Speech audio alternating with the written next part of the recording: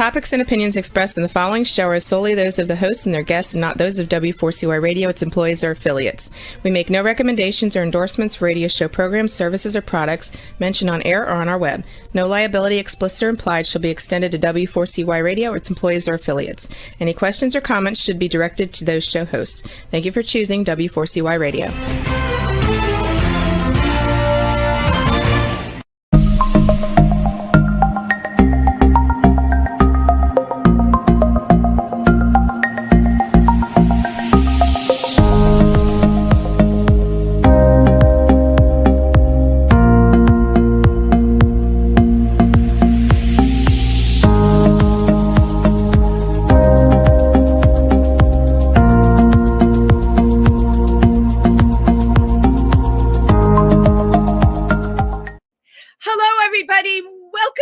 Diversity Talk. I am Wendy. It's Wednesday, and I'm coming to you from, of course, New York City, where I broadcast from. As many of you know, Triversity, the Pride Center, is located in Milford, Pennsylvania. We serve as the rural areas of the tri-state area, but I am here in New York, and actually, I've changed my location in my apartment because I am having construction done. So I'm feeling a little bit, little challenged in my new location, which is a room that doesn't really work for me, but I am going to make it work for you tonight because spring is in the air. That's right. Finally, we waited for it and it's here. And, I was thinking to myself, spring is here.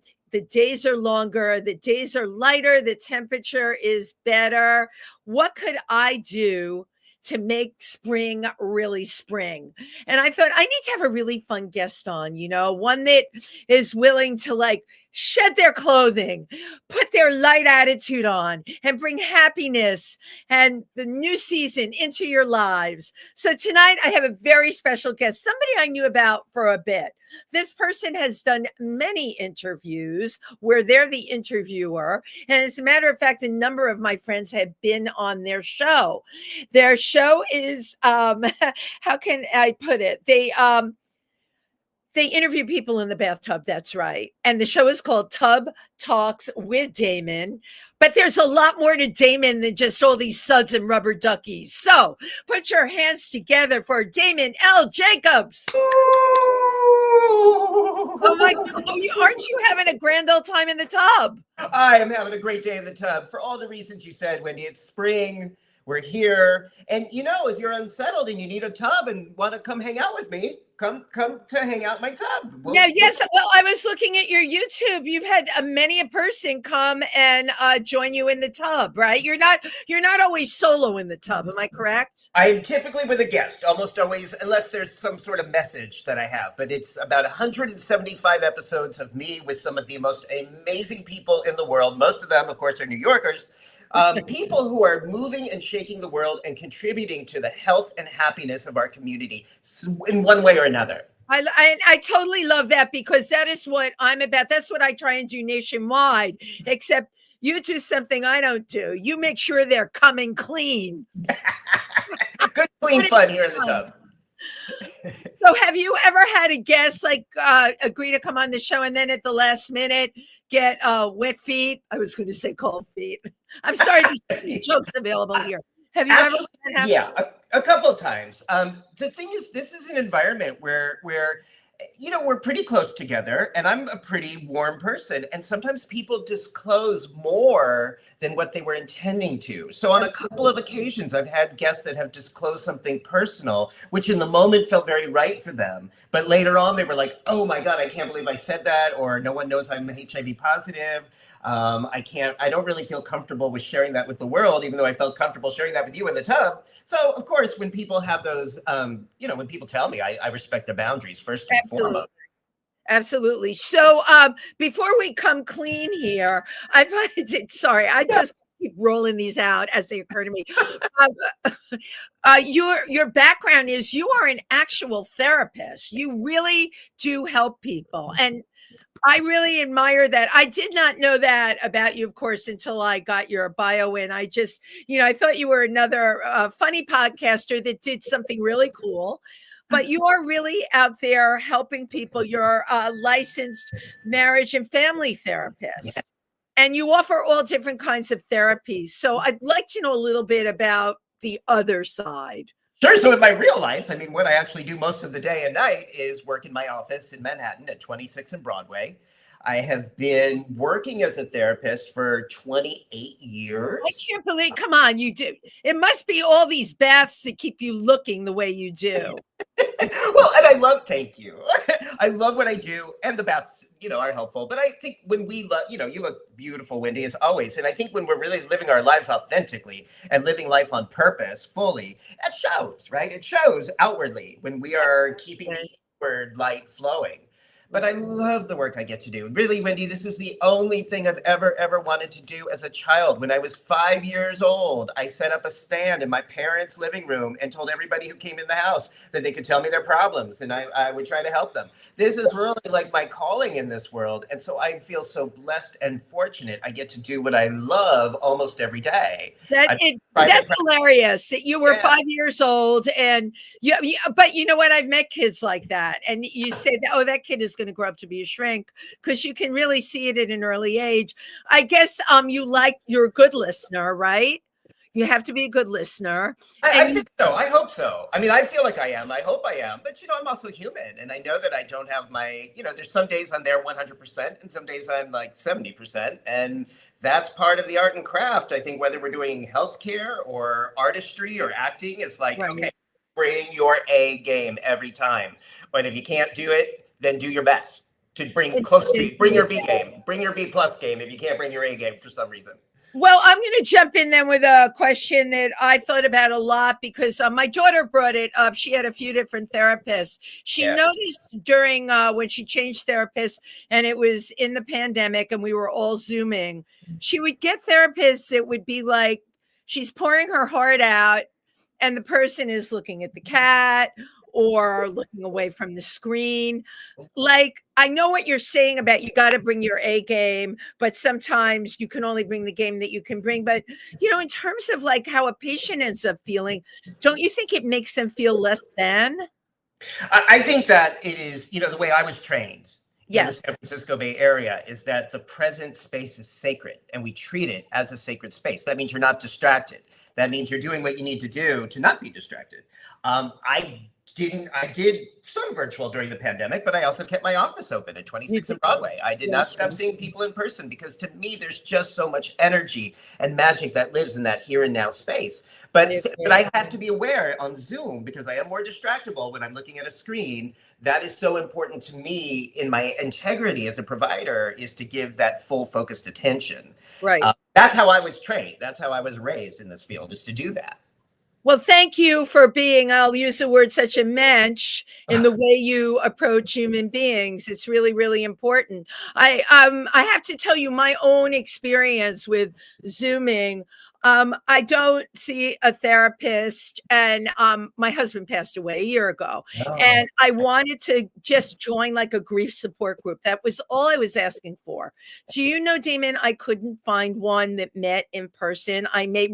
Look at your expression. I've told me that is so pathetic. I made over 60 calls, and I got calls, of course, from, a lot of these organizations, the organizations and all of that. They're following up, and they say in that very condescending voice, how are you doing? You know what I'm saying? And nobody could find an in-person support group for me. This is New York. That is really pathetic. I actually found one that I couldn't go to, one in Long Island and one in New Jersey, maybe because people can get in their cars and drive there. But New York City, not to have that. How could we not? That to me is really disappointing, especially given the times we're living in, and even outside of the times we're living in. People we love they die. They die of things we can predict. They die of things we can't predict. And right? We, community support in person, in my opinion, is one of the most powerful ways to move through trauma and grief. Absolutely. And I can tell in your training that is very, very important to you. Now, I have to bring up the pandemic, because all of a sudden it seemed anyone who was a therapist hung out a shingle and they were all making a fortune. And prior to that time, it was not that easy. What was your experience during the pandemic and what did you find that you could offer people? Well, first of all, I was really glad if this ever had to happen in my lifetime, that it happened later. Because if there was ever a way, after working for 20 years, more than 20 years, to be prepared is when prepared could be. How you go through something as a person who's going through something while you're also functioning as a therapist going through the same thing, Right. was and is and remains a challenge. I would never do virtual work before 2020. I would never do on emergencies. I do phone calls, like old-fashioned phone calls, but I Of never did course. virtual Zoom sessions before.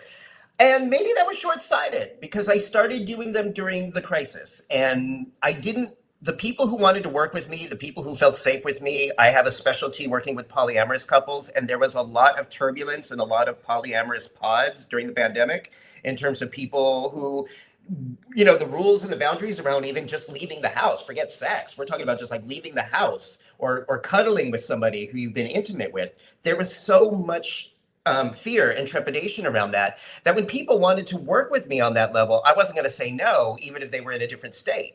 So I Right. continued to work actively with people throughout the pandemic. And honestly, from a business point of view, it did open up some opportunities that I hadn't had before. It did fill in some time slots that had been open before that. I'm very hyper at night, and I'm willing to work later at You're night. hyper? Come Oh, on. oh yeah. So as night goes on, I have more energy, and that Yeah. actually fit well for the couples and the families I was serving, and that also fit well because I'm both licensed in New York and California. It's an inactive license legally in California, but I do practice there virtually with some people who I've seen Yeah, in New York. because I think that that's brilliant, though. Thank you for bringing that out because if someone does want virtually, you're right. If you're licensed in both places, you can practice in both places. So, what was challenging for you during the pandemic with your patients? Well, for a lot of my clients, the really difficult issue for a lot of them was the difficulty being isolated and alone. A lot of my clients Right. are gay queer men in New York City who are not in a primary partnership, and just So what it it's was like to isolating and go alone. from Yeah. being connected to being physically disconnected from other people.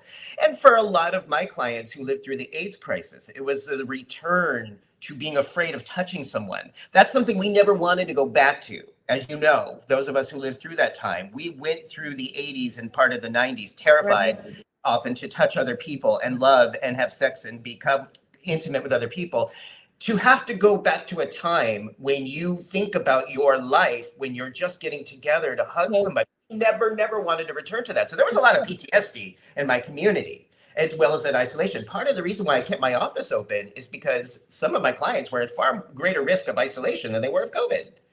And it was just that once a week opportunity to have a human connection that many were really prioritizing more at that time. right. But Oh, I'm in it's that group too. I did not ever want to go back to that experience of being afraid to touch people. right. I still don't.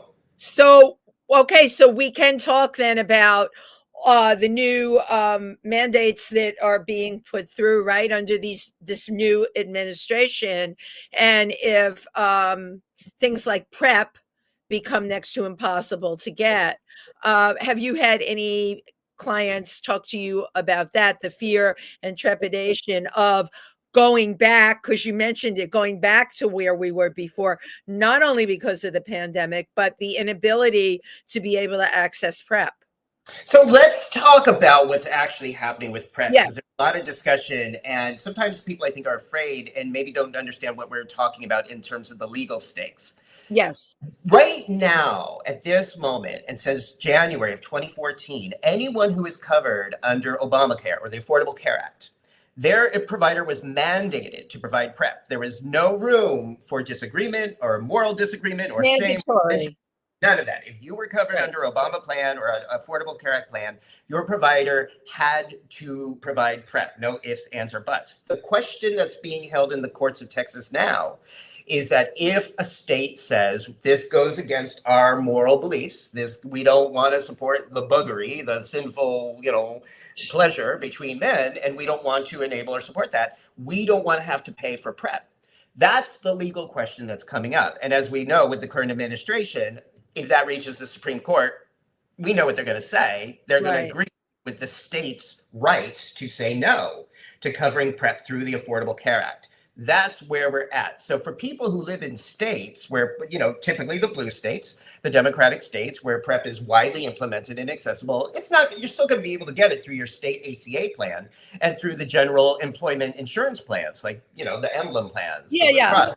The regular Question stuff. is, the thing that's on the chopping block is states who decide we don't want to use ACA money to fund PrEP. And what are those folks going to do? Well, believe me, there's always ways we can get PrEP. And it's far easier now than it was 15 years ago, because now one of the main drugs for PrEP is called Truvada, which is generic. So it's very easy. It's not There's ways totally, around it. but it's easier to get than it was when it was still on brand. And it was the only drug 15 years ago, before we had ACA, that was a really, really, really hard drug to get your hands on. Now it's generic. Now it's out there. So even if you're in a state where you can't immediately get it, there are many, many ways to still get it across states and outside of the US that are very cheap. Right. What is the quality of the PrEP outside of the states? For instance, if, Mexico, let's just say somebody tries to bring it in from Mexico, what is the quality of it? Right. So there are 6 verified international suppliers that we talk about frequently in a group Can we that talk about them on the show, please? That what? Okay, let's talk about those verified suppliers. Yeah. So there is I Want PrEP in the UK, and they went and independently bought PrEP from 6 different suppliers in various parts of the country, and they tested them. They went into a lab and said, are these real products? And found that of these 6 pharmacies that they tested, they were all consistently generic drugs that worked for PrEP. Right. Now, the thing we have to remember, Wendy, is that everywhere else in the world outside the US, generics are the norm. They are the standard. It was only in the United States that Truvada as a brand drug was protected and crazy expensive. Everywhere else in the world, PrEP was available in generic form prior to the ACA passing. But you can also go and buy these things at a counter in foreign countries. You can get things like this. You don't have to go to a doctor and have an expensive visit, which there are people that aren't covered. Okay. You can go and just buy it, and it's generic, and it's not going to break the pocketbook. I think what makes me very gun shy about everything going on, because I lived through the AIDS era. Yeah. What if, you're right, there's enough blue states, but you know what? What if you're 16 years old and you can't travel to a blue state? Right. So so for now, we're still going to have telehealth. So again, the great thing about the times we live in, there's 3 major national suppliers, QCare, Nurix, and Mister, all provide telehealth PrEP nationally. And between the 3 of them, I believe all 50 states are covered right now. Right. And they have people on their teams that help you if you are having insurance issues or having insurance barriers. They often help navigate you through that. So that's not going away. Information, Damon, accessible to most people? Like I'm talking, let's talk about Pennsylvania or upstate New York or rural New Jersey. How does this 16 or 17-year-old find out about it? So New York is one of the great states, the best states to get PrEP in, because it is FDA approved for anyone who is an adolescent, anyone who is of age and wants PrEP. That's national, that's federal, is the FDA approval. So if you're living in a state like New York or California or Washington or Illinois, you're fine, but what if you're in Pennsylvania? Let's talk Pennsylvania. So I believe Pennsylvania also is a very blue-leaning state medically, and that there are clinics like Philadelphia Fights. I know the Philadelphia area has really great clinics, but if you're not sure what to do, if you're in Pennsylvania, you can always put in your zip code in Google, type HIV PrEP, and your zip code and see what comes up. Because a lot of times you're going to see something right in your area or perhaps a few counties away. So are you saying, like, if someone's in a rural area of Pennsylvania, they could go to Philadelphia or Harrisburg and obtain PrEP? Oh, absolutely. Absolutely. I mean, depending on your insurance, you could go to any state, though some insurances are state-based. Right. But a lot of states, like it's the state of, if you have the Affordable Care Act and you're in the state of Pennsylvania, you go to any place in Pennsylvania. Right. And get it no matter what. Yeah. Interesting. I really appreciate you sharing this background with me because I have people asking me these questions. I don't have to tell you, every day people are freaking out about another thing. And you, if anyone would know it better than anyone else, your phone must be ringing off the wall.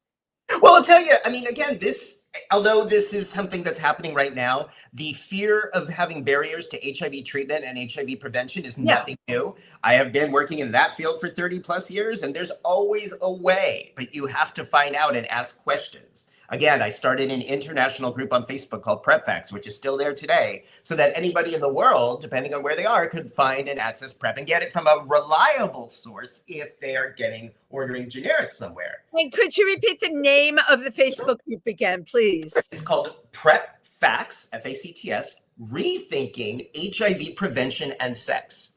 Great. Because instead of the sky is falling approach to healthcare, let's see what we do have. Let's use the tools we do have available. And again, going back to the 90s and antiretrovirals, there are always ways to get antiretrovirals, which means HIV treatment. But sometimes it does mean having to be like medic to really pursue the connections, go out of the country or import from out of the country. But there are ways. Typically, we don't have to do that with HIV treatment and prevention in this country. But you know what? Like you said, we might be going in that direction. So let's be right. I like your positive approach. And you're very much saying where there's a will, there's a way. Absolutely.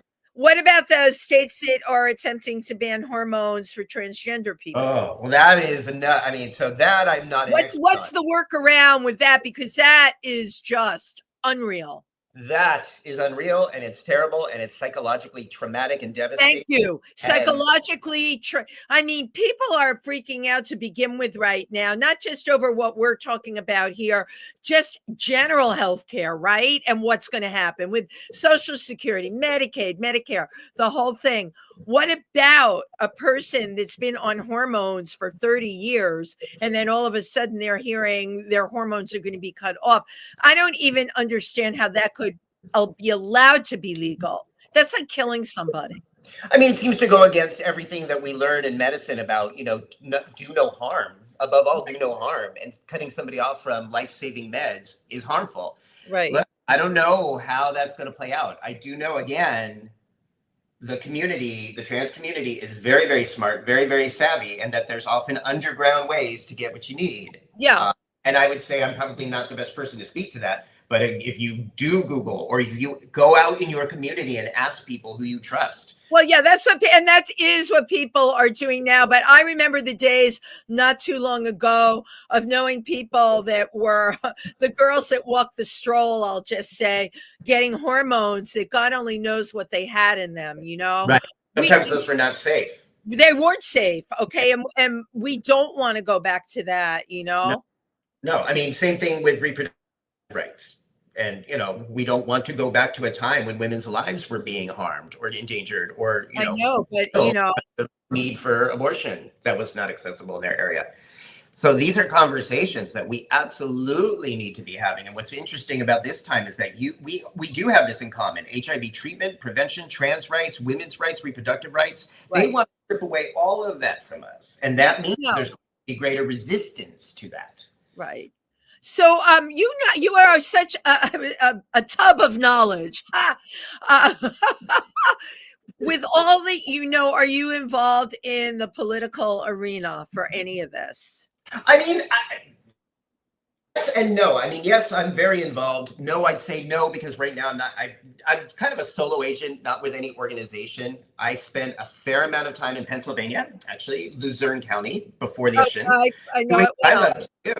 With PA Democrats, which is to knock on doors and try to have conversations and try to engage people in ways that might lend itself to them voting in favor of compassion and human rights, trying to help people understand the implications of Project 2025 and how it was going to play out if Trump won. And now exactly, we are seeing everything that Project 2025 promised play out under the current Trump administration. So that's the kind of activism I enjoy, is the door-to-door knocking and the subtle, the respectful conversations with people who may think differently or might be leaning toward a direction differently than my own.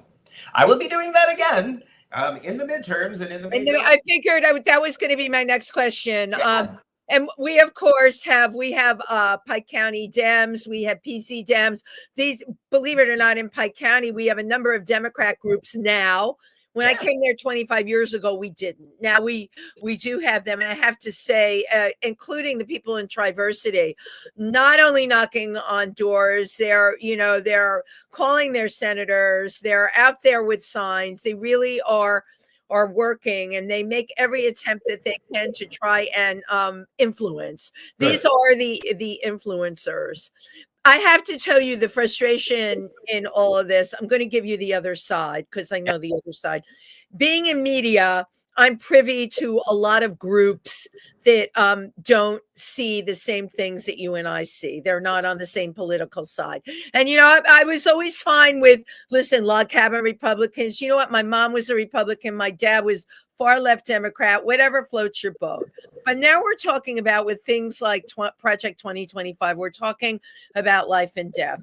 And we're talking about people that actually, their reaction on our side was freaked out from the election. They were just freaked out that it went that way. There is such a lack of empathy on the other side, Damon, you can't even imagine. And again, I am privy to a lot of the blogs, privy to a lot of the opinions, and any one of us, you can go on Twitter, and which is now X, and read any of these things.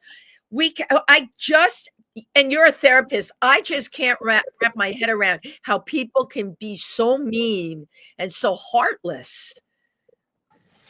So that speaks, I think, to, yes, and I think that's been my whole life. I think that's always been there. And we look at the course of world history. Most of world history are groups of people saying, my life is more superior to yours, and therefore I'm going to oppress you and eventually kill you. That's sort of the way. They don't care about you because your life doesn't mean anything. Yeah. Where I think is unusual is that I haven't had to deal with a lot of that in my 53 years. And now we are, right? Now we're dealing with that. What do we do? Well, I think, at least from the psychological standpoint, if and when there's an opportunity, is to help people grow and understand empathy. And if people don't even get it, and if they don't even want to get it, or if their religion or their mental health issues prevent them from having a connection with other people, then just go for the facts. The price of eggs went up 56% in the last 5 weeks. Facts. Inflation is up. The stock market is down. The tariffs are crazy. This is going to hurt people, whether you care about me or not. You may hate the faggot in the bathtub, and I don't care. But the price of your eggs is going the other direction. If that's what it takes to do the right thing, then that's what it takes to get you to do the right thing. We meet people where they're at. But Wendy, you're right. For some people, that level of meeting with them where they're at is not going to be about empathy or compassion for others. They don't have it. They were not raised with it. Right. They were not raised with it. It's not part of their culture. It's not part of their religion. It's not part of their family. That's just not where they're at. And we are coexisting on the same land in the same country with a lot of those folks. Right. Exactly. So in your experience, right, you've been a therapist for 28 years. How long? Yeah. I started working as a therapist as an intern in California 28 years ago. Okay. So what have you seen that's changed in this country in 28 years? And you froze. What do you think it froze? I think it froze. Okay. So what I heard. What have you seen that's changed in terms of how people are in this country in 28 years? Well, so it's interesting because I do see changes. And believe me, back in 1996, the notion that people with HIV and AIDS were going to live, that was not part of the conversations we were having. The idea that people that were HIV negative could be empowered and have the kind of sex they want to have, when and where and how they want to have it, and not get HIV without condoms, that was nowhere near where we were. So the idea that people of the same gender could get married legally and have all the protections of the federal government, I know that we're staring that down right now, but that was nowhere in the purview back in 1996. So there are advances, there are changes. And I do feel like the young people I see who have benefited from that have had a different experience in this world where they definitely have they definitely have struggles. But the things that they haven't had to deal with is that that if I fall in love I can't get married. Or if I want to be a sexual person, that I necessarily am inevitably going to get HIV. That's no longer part of the lexicon for them. Right. That's amazing. Except fast forward to where we're at now and the kind of rhetoric we're hearing. How is that, do you think? Because again, you have clients coming to you, right? Your patients. What are you seeing? What are people talking about that came up during those times? You're right, where they could marry the person that they loved if they were the same sex, and they didn't have to worry about getting HIV. Now we've got all of this other stuff going on. What is some of your, and again, you're not disclosing anything personal. We're talking very general here. I know all about HIP. Anything. But like, what have they been saying to you? What are some common things that come up? Well, my clients, the population I serve, is definitely afraid, definitely feeling unease and some outright fear about the changes in the current administration and feeling the impact of that. And where we go back to with that is something that I learned, again, a very long time ago from my best friend who was living with HIV. He's since passed away.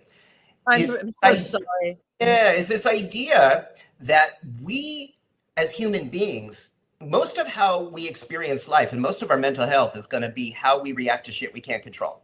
Right. And a lot of stuff we can't control. Right now, we're going through a time where on the political level, most of what's happening, pretty much all of what's happening. Well, no, we cannot control it. That's absolutely true. Right. Well, I advise people that are in the arts, entertainment people, we can make it as good as it possibly can be. We can continue to create. We can take the joy from that and spread it with others.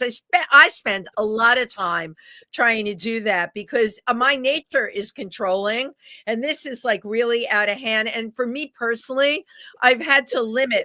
I have to read the news because I must stay informed. I'm in this community, but I really limit it. And I don't watch it on the television where it seems like they have the sound decibel up and the intonation of the talking heads is like, and Wall Street tumbled again today. You know, that it's the words and the way they come at you. I think that is very unhealthy for people. So that's where I go to, okay, this is a rough time. Who else in world history has gone through times like this and come through it with a sense of peace and compassion and humanity and dignity? So I go back to some of the therapists, philosophers, and spiritual teachers who have written about this over time. One of the people that stands out for me, who has always been my go-to, is named Viktor Frankl. He's a therapist who survived the concentration camps in Nazi Germany and came through it and wrote a book called Man's Search for Meaning, despite the pronoun, because this was like in the 1950s that he wrote this. But he talked about the experiences of being in a concentration camp and saying that no matter what they say or do to me, the one thing they cannot take is my sense of purpose and meaning and humanity. And he saw other examples of people in the concentration camps who were, assaulted, abused, stripped of every dignity, every human right, and still maintain a sense of pride and dignity and generosity and compassion for their fellow prisoners. And he came to the conclusion that the last of human freedoms is our ability to choose one's attitude in any set of circumstances, our reaction in any set of circumstances. And I thought, wow, if this guy could do this in a concentration camp, then maybe I could do it when a boy doesn't call me back, when I'm interested in somebody, or when the train is running late. It's like, maybe I can choose my attitude about the circumstances and apply that now that we're facing more grave situations in the 2020s. I also went back and read a lot of stuff that Nelson Mandela wrote about, because he was political prisoner for 28 years and still maintained that his life remained meaningful and dignified. And ultimately, it was. And when he got out, I mean, look at how people looked at him. Yeah. So what those examples, those are kind of extreme, but there's a lot of those examples. It says to me that the one thing that no one, I don't care who it is, I don't care what side of the political fence, the one thing no one will take from me is my mental health and my sense of meaning and my identity. No one will do it. Whatever they do to my body, they're not going to take my spirit. They can't have my mental health. I've worked too hard to get it. I've worked too hard to protect it. I don't care what Donald fucking Trump does. He's not going to reduce my sense of who I am, how I love people I love, and how I express myself. Now, whatever they do to my body, I don't know. They could take away my body. They could kill me. They could take away my rights to get married. They could take away my rights to PrEP. I'm still going to get PrEP somehow and help other people get it. I fully believe you will. Right. But they won't, Wendy, they won't take away the way I see myself and my identity in this world. Too late for that. They won't have that. That's the one thing they're never going to take from me. And I'm stubborn and I'm resilient about this. And I think this is the time for people to claim that. If ever there's been a time in our world to claim it, this is the time. Grab your identity and hang on to it. It's who you are, and it's all you've got at the end of the day. They won't take my health. They will not take my mental health at all. Right. Do you have an easy time there's a lot of depressed people out there. You know that better than anyone. Do you have an easy time getting your clients I totally get what you're saying, and I live my life that way. Do you have an easy time getting your clients to think about that and accept it within themselves? Yes, but that's nothing new for 2025. That's been as long as I've been practicing. It's hard for people to change the way they've been conditioned to think about their worth and their value and their beauty. Right. Because that is often conditioned, whether it's brainwashed or unconsciously conditioned by an oppressive culture that we live in. So to get people to change their thinking around these things, whether it's now or 30 years ago, has always been an uphill battle. And I do use these books, Mad Search for Meaning and Long Walk to Freedom. Tina Turner wrote a lot about this in her lifetime. Yeah. And so, I mean, I do ask my clients to read these books, or at least read the short version of these books, to understand what some of these concepts look like in practice, how no matter what happens to us, we still have the option and the ability to maintain mental health and fitness. And who we are. We are as people, which, sometimes that can be shaken up by what's going on around you. It's always going back, as you know, to the self and knowing who the self is and what you're going to let rock your world. I opened up by talking, I'm in the middle of construction. I am the most orderly, organized person in the world. I'm a Capricorn. That's my thing. My daughter calls me a micromanaging Capricorn. I am coming to you from a room that is going to be my new broadcast room. It's not set up yet. I'm surrounded by boxes. There is stuff everywhere. There's bags. They started the construction on Tuesday. I have to tell you, I am never a basket case. Damon, I felt like you know how you are when you have real bad jet lag and you haven't slept in 36 hours? I felt like my heart was beating less. I felt like there was a paper clip on my brain. You understand what those things are. And you know what? I said to myself, no matter what's going on, including when they started with the big drill, oh my God. I said to myself, you know what? This is all around you. It's outside of you. You just have to soldier through and get through your day no matter how you can. Took my dog out for a walk. The weather was nice.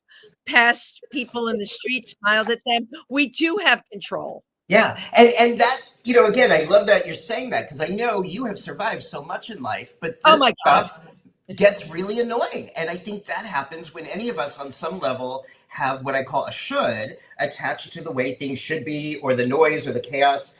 And unfortunately, this world is not going to line up with our shoulds. Right. For at least half of us, half of the voting population. So what we can do is still challenge and change the shoulds in order to obtain and access some semblance of peace of mind. And it's often in that peace of mind and mental health that we make clearer decisions about what to do with the chaos, or what to do in terms of political activism, or how to express our political feelings constructively, or how to manage when your own home is just in utter disarray. But we have to, or if we don't have to, but if we're going to do that, it means on some level challenging and changing some of the shoulds, some of the control that we think we should have about what's happening. Right. But you're talking about, the whole thing, control, when we lose control, right? For me, that's something I really had to work on, because I like to have that. I like to know I'm in charge, and that, you know what?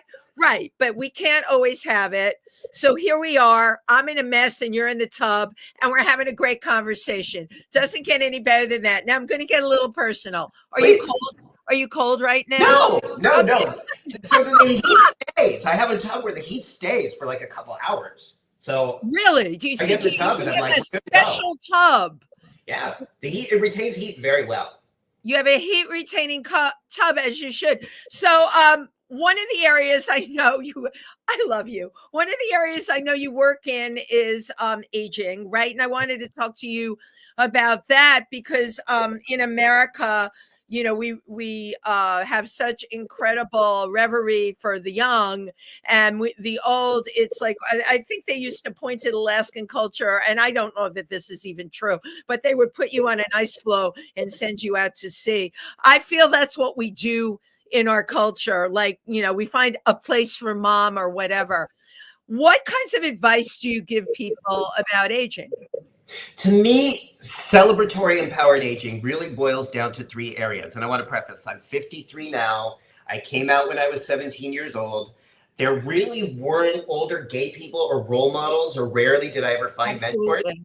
Couldn't be out, or when they did come out, they often were sick or died of HIV and AIDS. So I didn't really have a cohort or a generation to guide me through this. And I really didn't know if I was going to live to see 50, because I didn't know whether for violence or AIDS or whatever was going to happen, if I was going to live. But here I am, 53, and I made it. And I feel so celebratory about that. And why I feel celebratory about that has to do with, I feel like, kind of the power, the purpose, and the pleasure of being older. When I say power, I don't mean like power over others, but I mean the inner power, like the sense I know who I am, no matter what anyone thinks of me. It's like, I know who I am. I know my identity. I really, really like this Damon guy now. And like, that's something I feel really calm in the midst of the chaos and the storm. I have that power that guides me. The purpose, I wake up every day and try to figure out what to do with my power. How can I most constructively do the work that I'm here to do? Work like spirit work, whether that's activism or sitting in my therapist's office or sitting in a bathtub or canvassing, knocking on doors. But how do I express the power? Oops, and you froze again. It must be cold in that during tub. the day. And then I never want to forget the pleasure, because I do feel like this gets left out of the conversation about aging so often, is that we often, especially in older ages, understand our body so much better. I understand my body so much better than I did when I was younger. I completely agree with that. And we appreciate, how when you're younger, you'll look at your own image and it's not right. It's not good enough. It's not right enough. You're not thin enough, or tiny enough, or too tall. But when you get more accepting about this vessel that you live in as you get older, and appreciate it. Yeah, and appreciate other people's too. So pleasure can be sexual or erotic, but it can be anything you do that gives you a sense of being alive. It can be, bungee jumping. It can be checkers. It can be anything that gives you a sense of being alive. For me and for a lot of my community, we talk about the erotic component. And it's huge in the gay community. Right. Although now you're getting me off of age, and I can ask you this question. A number of the gay male friends I have that are, in an older age category, that are looking for meaningful relationships, and they're on these dating sites, they really, really hate getting the dick pic. What is that about? Wait, they hate getting dick pics? Yeah, dick pics. Yeah, there's a lot of people, Damon, honestly, and I'm female, and they'll talk to me. They want, they want to meet someone for lunch. They don't. When you're in bed with somebody, those kinds of things count. But when you're first like doing the courting online or whatever, this is something that I noticed that gay men will do, and women. I can't see a woman sending a picture of her vajayjay to somebody else. I can't, right? Work with me on this. Stay with me on this. But yet, gay men do that all the time. Explain that. Right. So that changed. You asked me earlier what's changed. That has changed so much. 30 years ago, before we had social media, before we had phones, there was that idea of what is private, and you didn't want to send pictures of penis out there, because what if it got out there? And what I like about today is that nobody cares. Like, because you're right, it's so ubiquitous. Penises, people just send their penises everywhere. It doesn't matter anymore. Like the Like, penis are flying all over. You press forward and there it goes. it goes there. Everyone's doing it. So no one can be stigmatized for it because everyone's doing it. Now, on the other side of that, consent is still important. Consent is still essential. You don't want to be sending dick pics or genital pics unless you have that person's consent. And do you think you should say, "Mother, may I"?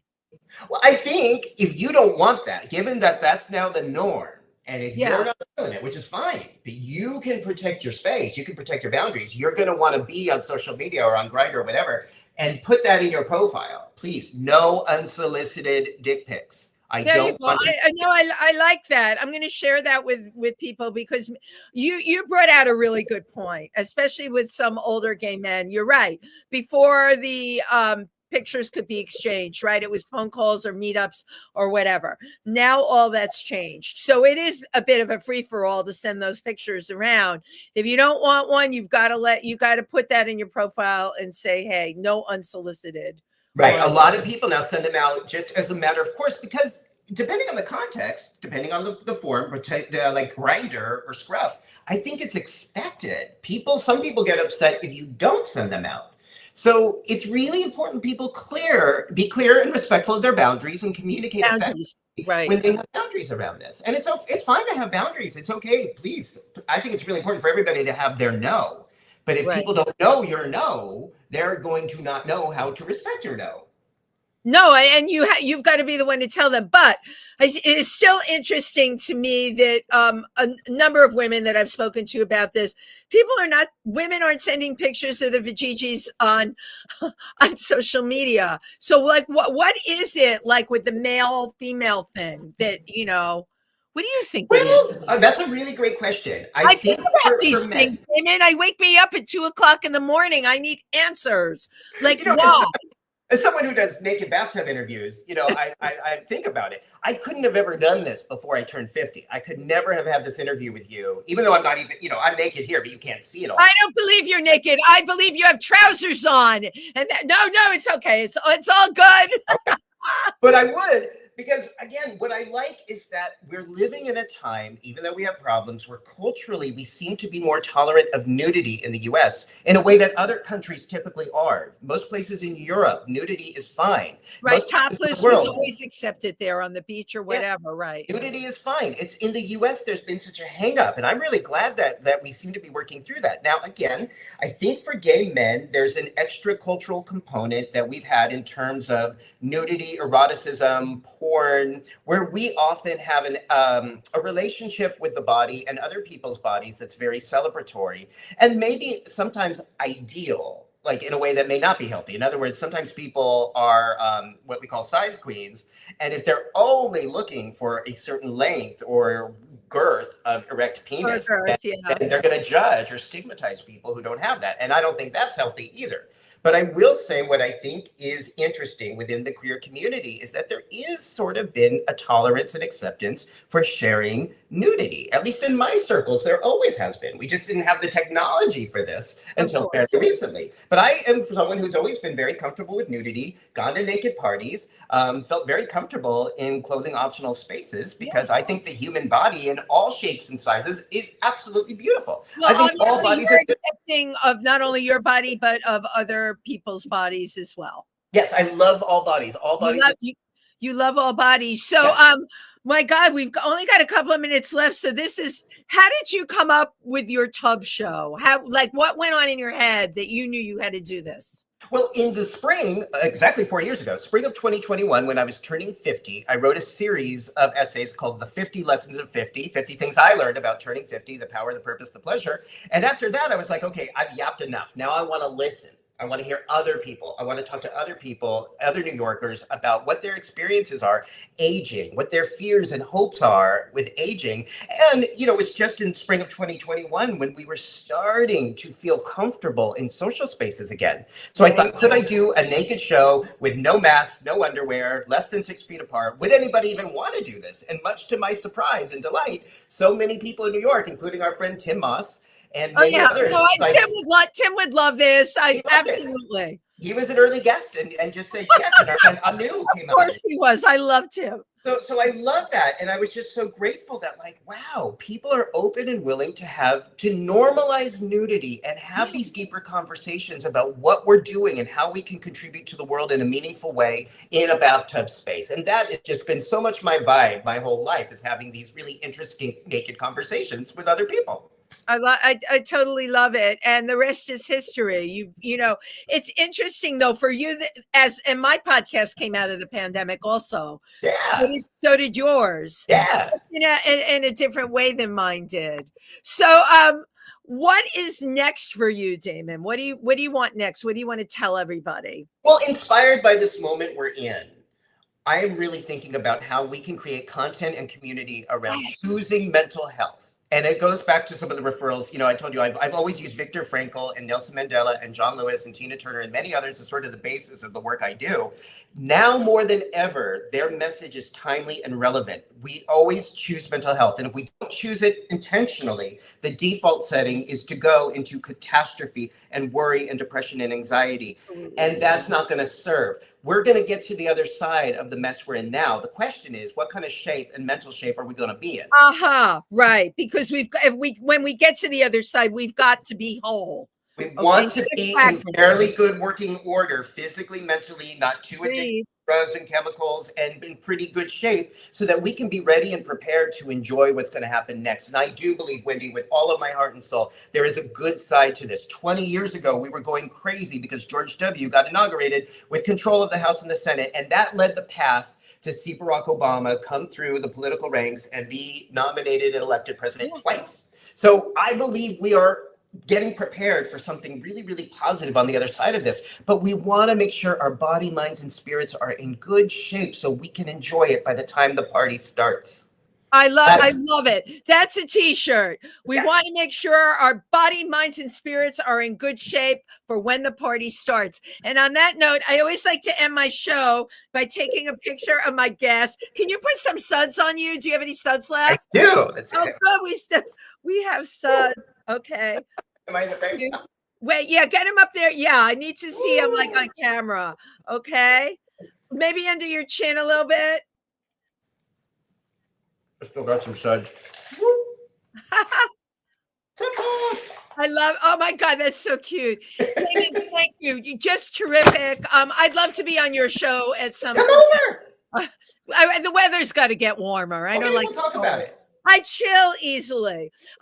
It's warm. It's so warm in here right now. Thank you so much. And we will all be in touch soon. We have so many mutuals. It's crazy. Yes. Wendy, thank you for everything you're doing to make our world a brightful, colorful, beautiful place. Well, same for you. And anyone who's been watching tonight, go take a nice hot bath. Put some Epsom salts in there. I hope we inspired you.